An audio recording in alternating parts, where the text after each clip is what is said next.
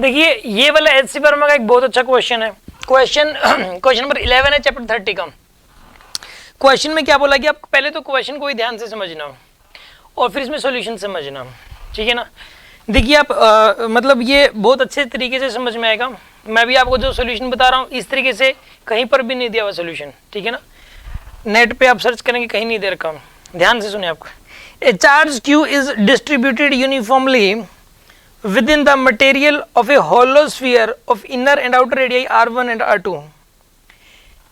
देखिए सबसे पहली बात तो यहाँ पे देखिए एक होलो स्फीयर है, ठीक है ना।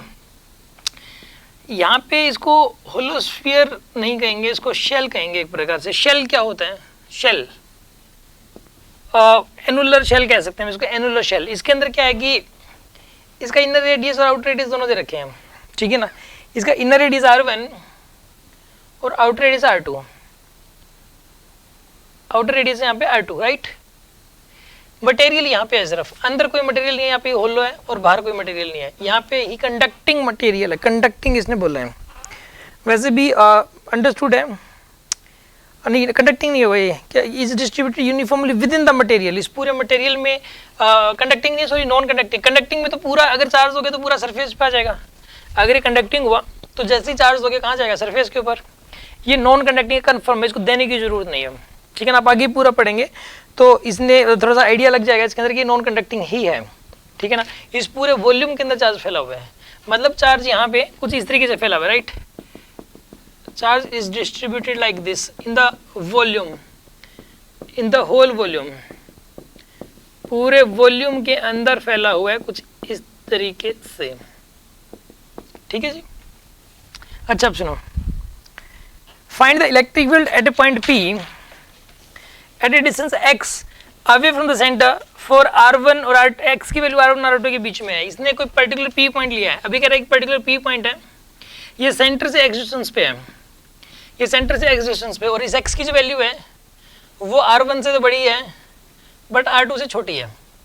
यानी कि ये जो यहाँ पे जो ये वाला पोर्शन है, अच्छा ये स्फेरिकल है, ये पोर्शन सारा कुछ स्फेरिकल है। यहाँ पे ये प्लेन में दिख रहा है बट ये स्फेरिकल है, ठीक है।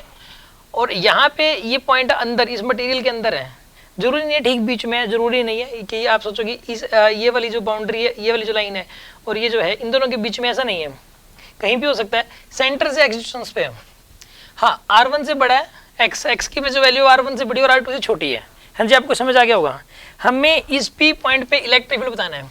क्वेश्चन ये है कि इस P पॉइंट पर इलेक्ट्रिक फील्ड बताइए और draw a rough graph showing the electric field as a function of x. हमें एक ग्राफ भी ड्रॉ करना है। देखिए करते हैं इस क्वेश्चन को सॉल्व, देखिए करते हैं इस क्वेश्चन को सॉल्व कैसे होगा देखते हैं। ऐसा करो आप सबसे पहले तो इसके अंदर इसको सॉल्व करने के लिए पहली बात तो मैं इसको किसी गॉस लॉ के थ्रू सॉल्व नहीं कर रहा, ठीक है ना। गॉस लॉ के थ्रू सोल्व करोगे तो थोड़ा सा लंबा पड़ता है, कॉम्प्लिकेटेड सा हो जाता है, ठीक है ना। वैसे करेंगे हम डायरेक्ट इसको। आप एक काम करो, यहाँ पे एक बाउंड्री लाइन बना दो, ऐसे एक लाइन बना दो, मतलब एक मतलब ये पोर्च एक लाइन बना दी मैंने P पॉइंट में से जाती हुई। ये लाइन क्या कर रही है? बेसिकली एक प्लेन होगा, स्फेरिकल प्लेन होगा एक, जो कि इसको दो हिस्सों में बांट रहा है। एक तो ये अंदर वाली लेयर होगी, एक ये लेयर होगी। यहाँ पे ये जो मैंने बनाया है ये इस पूरे स्फीयर को दो पार्ट्स में डिवाइड कर रहा है, ठीक है। एक तो इसका इतनी मोटाई का, ये इतनी थिकनेस का, एक तो ये, और एक इतनी थिकनेस का, ये दो हैं। हाँ जी, बड़ा ध्यान से समझना आप, ठीक है ना, कि ये P पॉइंट है, ये जो प्लेन है स्फेरिकल प्लेन, ये दो पार्ट्स में डिवाइड कर रहा है, एक तो ये अंदर वाला और एक बाहर वाला, मानेंगे ना आप। अब सुनो, अब आप एक काम करो, ये P पॉइंट आप ऐसा सोचो कि इस ये वाला जो है ना, इस अंदर वाले स्फीयर का नाम मैं बोल देता हूँ, ये इनर स्फीयर, ये 1 दे देता हूँ इसका नाम, स्फीयर 1। इसका नाम दे स्फीयर 2। ये अंदर वाला जो स्फीयर बना इसका क्या, स्फीयर 1, और ये बाहर वाला क्या है, स्फीयर 2। अब एक बात बताऊँ मैं आपको, आप ये कह सकते हो कि जो P पॉइंट है ये स्फीयर 1 के तो सरफेस पे है, ये जो P पॉइंट है ये स्फीयर 1 के जस्ट कहाँ पर है, सरफेस पे, ठीक है। और स्फीयर 2 के जस्ट इनसाइड है, स्फीयर 2 के जस्ट इनसाइड है। पहले तो यही समझ में आना जरूरी है। अगर ये समझ नहीं आया तो आप ये वीडियो को फिर से बैक करो, मैं एक बार फिर भी रिपीट कर रहा हूँ। ये पी पॉइंट जो है ना, ये जो अंदर वाला इनर वाला स्फीयर है, इसके तो जस्ट आउटसाइड आप बोलो, और ये जो स्फीयर 2 है इसके जस्ट इनसाइड बोल दो, ऐसा बोल सकते हो आप। अब एक बात बताऊं मैं आपको, यहाँ पे इस स्फीयर 2 की वजह से इस पी पॉइंट पे कोई इलेक्ट्रिक फील्ड नहीं होने वाला, क्योंकि तो अंदर आ गया। कोई भी स्फेरिकल शेप में अगर डिस्ट्रीब्यूशन है चार्ज का, स्फेरिकल शेप में, चाहे उसकी थिकनेस ही क्यों ना हो, अगर वो स्फेरिकल शेप में डिस्ट्रीब्यूशन है चार्ज का, तो उसके अंदर इलेक्ट्रिक फील्ड हर पॉइंट पे 0 होता है। तो ये पी पॉइंट ये इस स्फीयर 2 के अंदर आ गया, तो इस स्फीयर 2 की वजह से पी पॉइंट पे इलेक्ट्रिक फील्ड 0 है। अब मैं निकाला स्फीयर 1 की वजह से। आप ऐसा करो, ये स्फीयर 1 का जो पूरा का पूरा चार्ज है उसको सेंटर पे कॉन्सेंट्रेटेड मान लो और निकाल लो, आंसर आ जाएगा। क्यों? क्योंकि ना ये एक होलो शेल जो था ना, होलो शेल यानी कि होलो स्फीयर के सरफेस पे हम क्या निकाले थे, होलो स्फीयर के सरफेस पे था k3r² फॉर्मूला था ना, तो यहाँ पर भी आप होलो स्फीयर वाला फॉर्मूला लगा सकते हो। जो स्फीयर 1 है इसको आप एक होलो स्फीयर की तरह समझो, भले इसकी थिकनेस हो कोई बात नहीं, लेकिन ये पी पॉइंट उस के बाहर है, होलो स्फीयर के जस्ट बाहर है, तो होलो स्फीयर वाला फॉर्मूला लगा दो। होलो स्फीयर के सरफेस पे जो इलेक्ट्रिक फील्ड का फॉर्मूला था वो आपको लगाना है, ठीक है। देखिए करते हैं हम इस क्वेश्चन को, एक काम करो, सबसे पहले तो due to electric field at P point due to sphere 2 कितना आ जाएगा बताइए, 0, ठीक है। और ड्यू टू स्फीयर 1 मान लो ये अंदर ये वाला चार्ज लेना है बस आपको, ये वाला चार्ज मान लो क्यू है, सपोज ये स्मॉल क्यू है, ये वाला चार्ज अंदर वाले का, या Q1 मान लो, Q1 अंदर वाले का चार्ज Q1 है। तो electric field at P point due to sphere 1 कितना आएगा बताइए यहाँ पे, KQ1 बाई, ये डिस्टेंस कितनी होगी यहाँ से लेके यहाँ तक, x, KQ1 बाई x², ये हो जाएगा इलेक्ट्रिक फील्ड। अब हमें कुछ नहीं करना है, यहाँ पे Q1 की वैल्यू पुट करनी है और कुछ भी नहीं करना, Q1 की वैल्यू पुट करनी है आपको, ठीक है ना। देखो Q1 की वैल्यू कैसे निकालें हम यहाँ पे,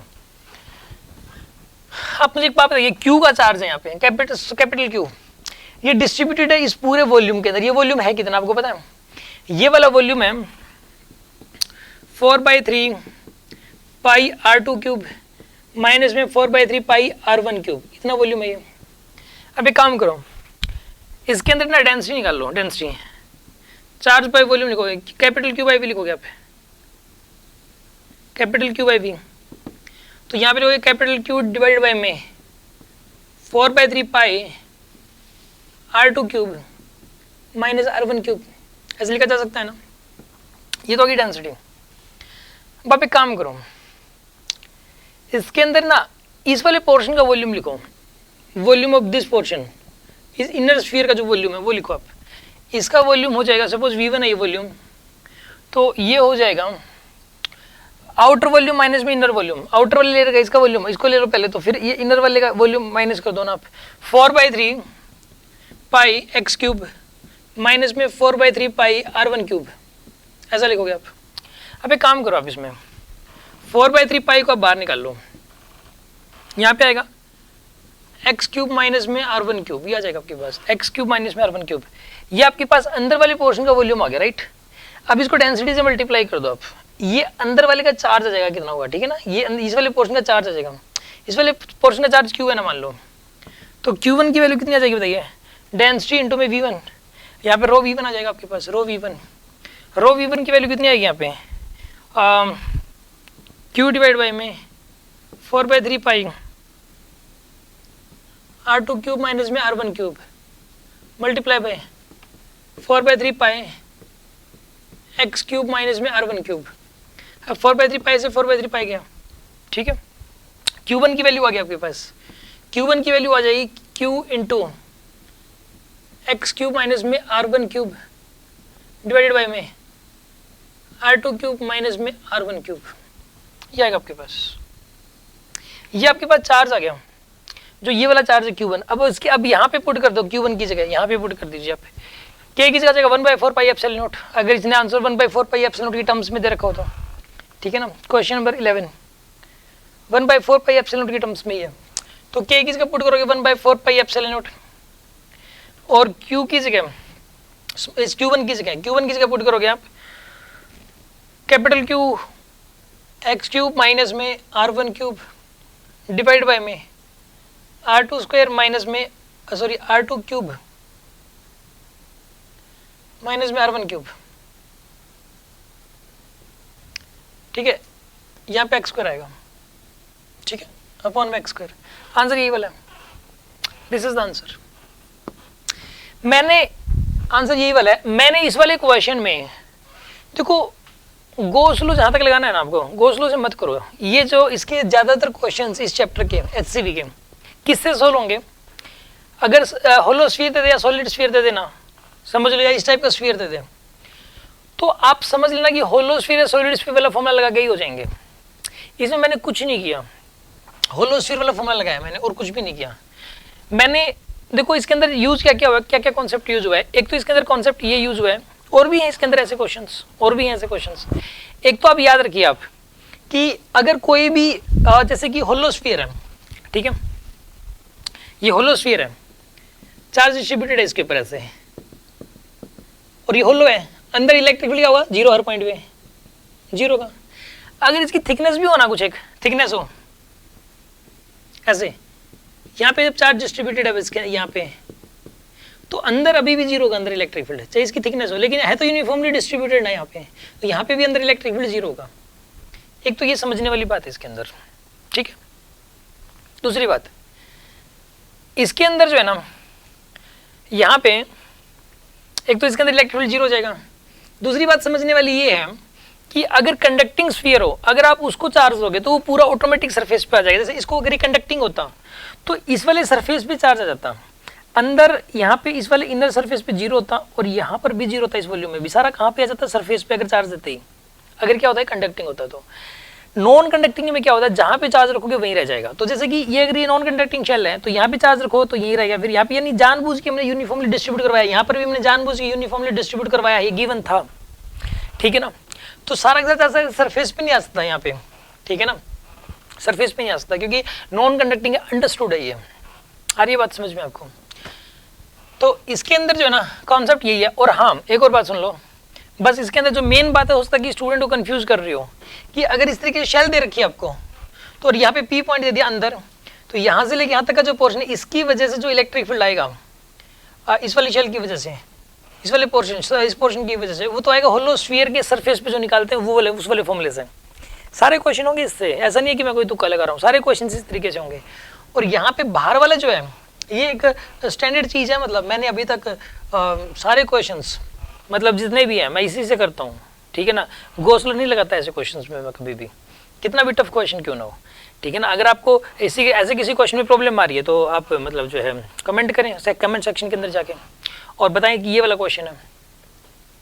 तो ऐसे केस के अंदर जो है, या फिर आप में कॉल करें तो हम आपको बता देंगे। इसके अंदर देखो ये वाला जो पोर्शन है, ये वाला पोर्शन है, ये वाला पोर्शन जो है, इस वाले पोर्शन की वजह से यहाँ पे इलेक्ट्रिक जीरो, क्योंकि P पॉइंट अंदर आ गया। अब देखो ये शेल थी, जैसे यहाँ पे चार्ज यूनिफॉर्मली डिस्ट्रीब्यूटेड था, यहाँ ये अंदर कोई भी इलेक्ट्रिक फील्ड नहीं है, यहाँ पे भी जस्ट इनसाइड वाला जो पॉइंट है, ये वाला पॉइंट, यहाँ पर भी इलेक्ट्रिक फील्ड जीरो है। तो यहाँ पे वही घटना घट रही है। ये वाली जो स्फीयर नंबर 2 है ना, उसके जस्ट अंदर है P पॉइंट। आगे होगी बात समझ में। एक इस वाले क्वेश्चन के अंदर ग्राफ भी पूछा गया अभी, ठीक है ना।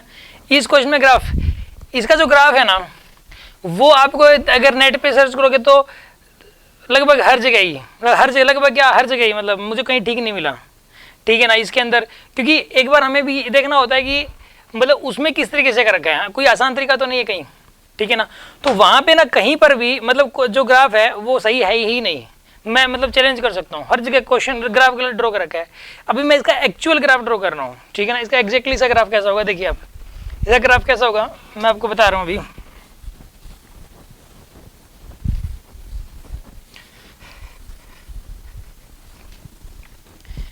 आप जो है ना इसको करने के लिए ऐसे करना आपको, यहाँ पे लिखना E, यहाँ पे लिखना x की वैल्यू वेरी करेगी अब, ठीक है ना। या फिर स्मॉल r लिख दो यहाँ पे, small r, E versus small r graph draw करना है। स्मॉल r की वैल्यू वेरी करेगी अब, 0 से शुरू कर दो। यहाँ पे है r इक्वल टू 0, यहाँ पे r इक्वल टू r1, और यहाँ पे r इक्वल टू r2, और यहाँ के लिए r ग्रेटर देन r2 हो जाएगा, ठीक है ना। r इक्वल टू 0 यहाँ पे मतलब जो है, और ये r इक्वल टू r1, ये r इक्वल टू r2, और यहाँ पे r is greater than r2 हो जाएगा, राइट। तो हम कैसा करते हैं कि यहाँ पे एक तो r1 बना लेते हैं, यहाँ पे r1, एक यहाँ बना लेते हैं R2, ठीक है। अच्छा अब सुनो इसको, अब थोड़ा सा पहले तो ऐसा सोचो आप इसके अंदर कि 0 से लेके R1 तक, देखो सेंटर पे तो 0 होगा, ये होलोस्फीयर, ये होलोस्फीयर के सेंटर पे इलेक्ट्रॉन लिया होगा 0। अब यहाँ से लेके यहाँ तक लगातार 0 0 0 0 0, यहाँ पे भी 0 ही आएगा ना 0, तो यहाँ पे जो ना लगातार 0 ही आएगा इसमें, ठीक है ना, इस तरीके से 0 आएगा ये,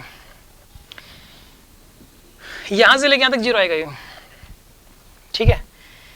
अब देखिए आप यहाँ से लेके यहाँ तक, अब मैं ये देखना यहाँ से यहाँ तक कैसा होगा। अच्छा बाहर तो आसान है, मतलब इसके अंदर तो इलेक्ट्रिक फील्ड यहाँ पे कुछ ना कुछ होगा और यहाँ पे बढ़ेगा वैसे तो, जैसे जस्ट एक सॉलिड स्फीयर में होता है, सॉलिड स्फीयर में क्या होता है, बढ़ता है ना, इसका बिहेवियर एक सॉलिड स्फीयर की तरह हो गया, सॉलिड स्फीयर की तरह, मतलब एग्जैक्ट सॉलिड स्फीयर नहीं है, सॉलिड स्फीयर में तो यहाँ भी चार्ज होगा, बट यहाँ से लेके यहाँ तक बढ़ेगा क्योंकि एनक्लोज चार्ज बढ़ता जा रहा है, एनक्लोज चार्ज बढ़ता जा रहा है। जैसे कि इस पॉइंट पे इलेक्ट्रिक फील्ड निकालने के लिए आप क्या करते हो, इतने चार्ज को सेंटर पे कॉन्सेंट्रेट मान लेते हो, इससे आगे वाला पॉइंट अगर होगा तो वहाँ पे इलेक्ट्रिक फील्ड निकालना है, तो यहाँ पे ऐसी लाइन बनाओगे पहले, ऐसे स्फीयर काटोगे, उसके अंदर एनक्लोज चार्ज ज़्यादा हो जाएगा और एनक्लोज चार्ज को फिर सेंटर पे रखोगे तो इलेक्ट्रिक फील्ड और ज़्यादा जाएगा, मतलब यहाँ से लेके यहाँ तक इलेक्ट्रिक फील्ड बढ़ेगा, ठीक है ना। तो यहाँ से लेके यहाँ तक इंक्रीजिंग ग्राफ आएगा, वो कैसे आएगा वो मैं आपको अभी बताऊंगा थोड़ी देर में। इंक्रीजिंग आएगा, एक बार मैं स्ट्रेट लाइन बना दे रहा हूँ, लेकिन स्ट्रेट लाइन आता नहीं है, स्ट्रेट लाइन आएगा नहीं है एक्चुअल में, हर जगह ना ये स्ट्रेट लाइन बना रखी है, अगर जहाँ स्ट्रेट लाइन बनी हुई समझ लो गलत है, मैं प्रूव करूँगा स्ट्रेट लाइन नहीं आएगा। ये यहाँ से लेके यहाँ तक जो ग्रोथ है ये लीनियरली वेरी नहीं कर रहा है, मतलब इलेक्ट्रिक लीनियरली नहीं बढ़ रहा। अब R2 के बाद, ये जैसे R2 आ गया यहाँ पे, R2 के बाद उसके बाद जो इलेक्ट्रिक फील्ड का वेरिएशन हो रहा है वो ठीक उसी तरीके से हो रहा है जो एक होलोस्फीयर के केस में आउटसाइड होता है। होलोस्फीयर के केस में आउटसाइड क्या होता है बताइए, यहाँ पे मतलब जो ग्राफ है वो इस तरीके से गिरता है, वहाँ पे तो होता है ना ऐसा, इन्फिनिटी पे जाते जाते जो है ना वो इससे टच हो जाएगा, यहाँ से जाते जाते ऐसे टच हो जाएगा इसके साथ, इन्फिनिटी पे जाके टच होगा, यहाँ से आगे इन्फिनिटी, इसका जो वेरिएशन है इससे आगे वो होलोस्फीयर वाला ही है यार, होलोस्फीयर वाला ही है, समझ आ रही है ना बात आपको, होलोस्फीयर वाला ही है इसके आगे तो, इस सरफेस के बाद का तो। अच्छा अब सुनो, ये सॉलिड स्फीयर वाला सेम ही है, होलोस्फीयर है, सॉलिड स्फीयर में जस्ट आउटर में क्या रहता है, इसी तरीके से ग्राफ बनता है और इनवर्सली प्रोपोर्शनल टू R² हो जाता है ये, तो वही बनेगा यहाँ पर। अब बात करते हैं हम यहाँ से लेके यहाँ तक तो हो गया 0 आएगा, ठीक है ना, R2 के बाद इसी तरीके से आएगा। अब हम डिस्कशन कर रहे हैं R1 से लेकर R2 के बीच में, R1 से R2 के बीच में डिस्कशन कर रहे हैं। मैंने कहा स्ट्रेट लाइन नहीं आएगा और मतलब मैक्सिमम जगह पे स्ट्रेट लाइन दे रखा है, बट स्ट्रेट लाइन नहीं आता, मैं प्रूव करता हूँ कैसे, तो कैसा आएगा मैं ये भी बताऊंगा और वो क्यों आया मैं ये भी बताऊंगा आपको, ठीक है ना। इसके अंदर जो है ना, सुनो आप ऐसा करते हैं कि इसको थोड़ा सा यहाँ पे सर्व कर लेते हैं हम लोग, ठीक है। अब सुनो आप, इसके अंदर जो है ना यहाँ पे ये तो कांस्टेंट हटा ही दो इसको, तो ये इलेक्ट्रिक फील्ड है ना, ये तो कांस्टेंट हटा दो यार, इसको तो कोई जरूरत नहीं है, E is equal to directly proportional लिख दो यार, इज इक्वल टू लिख दो, ये तो कांस्टेंट है, इस ये भी कांस्टेंट है यार, नीचे वाला भी, इसको भी हटा दो, किसी काम का नहीं है भी, डायरेक्टली प्रोपोर्शनल टू ऐसा लिख सकते हो x³ माइनस R1³, क्योंकि कांस्टेंट के मल्टीप्लाई होने से ग्राफ की नेचर पे इफेक्ट नहीं पड़ता, R1³ डिवाइडेड बाय x² आएगा आपके पास। अब ऐसा करो आप इसके अंदर से x³ को बाहर ले लो, x³ को बाहर लो, यहाँ पे आएगा 1 माइनस में R1³ बाय में x³, हाँ जी यही बनेगा ना, और डिवाइडेड बाय में डिवाइडेड बाय x², यही आएगा, डिवाइड बाय x², राइट। अब इसको थोड़ा सा और सिंप्लीफाई करते हैं, इज इक्वल्स टू, ये इसको कैंसिल कर जाएगा, x माइनस R1³ बाय में x³ ही आएगा यार, ये डायरेक्ट कुछ नहीं है, कांस्टेंट मतलब हटा दिया मैंने, वैसे ही डायरेक्टली प्रोपोर्शनल लिख लो यार, से ये लो, ठीक है, या इक्वल टू लिख लो, वैसे कांस्टेंट है इसके मल्टीप्लाई में, उससे ग्राफ की नेचर में फर्क नहीं पड़ेगा, इक्वल टू बना लेते हैं एक बार, क्योंकि हमें तो ग्राफ ड्रॉ करना है ना यार, ग्राफ ड्रॉ करना है तो। अब सुनो, अब देखिए आप इसके अंदर ऐसा करो, सोचो अगर यहाँ पे E directly proportional to x होता तो ग्राफ स्ट्रेट लाइन आता, लेकिन साथ में देखो नीचे x³ है यार, नीचे x³ है तो स्ट्रेट लाइन आ ही नहीं सकता, सोचने वाली बात है, तो स्ट्रेट लाइन कैसे बना दिया। देखो y directly proportional to x का जो ग्राफ होता है वो मैं मानता हूँ स्ट्रेट लाइन आता है, बट अगर हम लोग इस x में से कुछ माइनस कर देते हैं, जैसे ये कांस्टेंट है, तो ये कांस्टेंट है k डिवाइडेड बाय में सपोज x³ कर दिया या x⁴ कर दिया, कुछ भी कर दिया, तो यार इसका जो ग्राफ है वो स्ट्रेट लाइन तो नहीं हो सकता ना, कि कुछ माइनस हो रहा है, नीचे भी x है, x की वैल्यू यहाँ पे 2 पुट करोगे तो यहाँ भी पुट किया जाएगा, यहाँ पे 4 पुट करोगे तो यहाँ पे 4 पुट किया जाएगा, समझ रहे हो बात को, तो कहने का मतलब ये है कि इसका ग्राफ स्ट्रेट लाइन तो नहीं आ सकता। इसका ग्राफ पता है कैसा आएगा, इसको एक बार स्ट्रेट लाइन बनाऊं मैं पहले, तो ये थोड़ा सा ऐसा आएगा,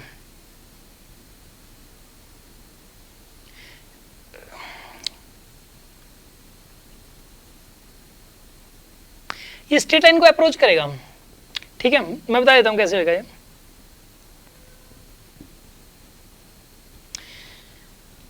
ये स्ट्रेट लाइन को अप्रोच करेगा। मैं बताता हूं, इसके नीचे रहेगा ग्राफ, तो ग्राफ ऐसा रहेगा ये। चलो एक बार मैं इसको अलग से ड्रॉ करके दिखाऊंगा मैं आपको, ठीक है ना। इसको मैं यहां से रब कर रहा हूं, देखिए आप, ये तो होगी स्ट्रेट लाइन, ठीक है, ये तो होगी स्ट्रेट लाइन। ये जो ग्राफ होगा, ये जो ग्राफ होगा इसका,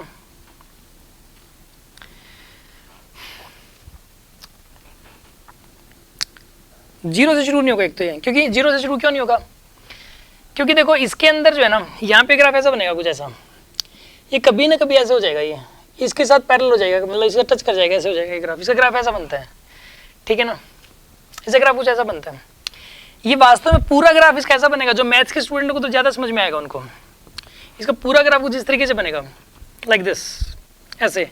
ये इन्फिनिटी तक जाएगा, क्योंकि देखो आप इसमें x की वैल्यू 0 डाल के देखो, x की वैल्यू 0 डालोगे ना इसमें, तो e की वैल्यू माइनस इन्फिनिटी होगी, तो नीचे की तरफ इन्फिनिटी पे जाके मीट करेगा ये, तो ये नीचे की तरफ जाएगा तो इन्फिनिटी पे मीट करेगा। लेकिन फिजिक्स में सिर्फ इस क्वाड्रेंट की बात होती है, फिजिक्स में इस क्वाड्रेंट की बात ही नहीं होती, इसलिए हमें सिर्फ ये वाला पार्ट देखना है, ऊपर वाला, ये नीचे वाला पार्ट देखना ही नहीं है। और अगर हम इसमें स्ट्रेट लाइन बनाए जो कि यहाँ ओरिजिन से पास करते हैं, वो स्ट्रेट लाइन ऐसे होगी, तो ये वाला ग्राफ क्या कर रहा है बताइए, इसको अप्रोच कर रहा है स्ट्रेट लाइन को, इस तरीके से ग्राफ बनेगा ये, यानी कि दिस पोर्शन, ये वाला पोर्शन बनेगा ग्राफ, कुछ इस तरीके से बनेगा ये वाला ग्राफ। हाँ जी, आपको बात समझ आ रही होगी ये वाली ना, यानी कि आप इसके अंदर ऐसा बना सकते हो एकदम से कुछ, अगर ऐसा कुछ, अगर स्ट्रेट लाइन होती तो ऐसे होती है, ये दूर जा रहा है लेकिन नजदीक आता हुआ दिखना चाहिए।